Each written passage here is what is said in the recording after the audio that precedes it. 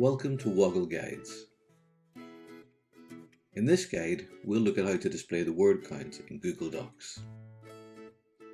We'll start in Google Docs. The link for this site is shown in the description below. To view the word count for a Google Docs page, click Tools and Word Count. This can also be accessed by using the keyboard shortcut Ctrl-Shift+C on PC or Command-Shift+C on Mac.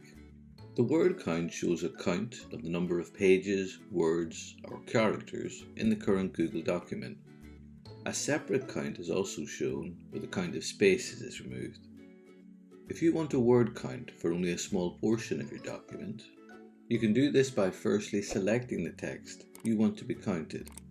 Then, if you choose Tools and Word Count again, you'll see that the count is now displayed, showing the count of the selected text as well as the full word count of the document.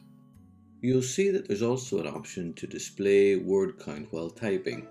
Let's click into that checkbox and click OK to proceed. A word counter is now shown in the bottom left of the document and actively counts as you type.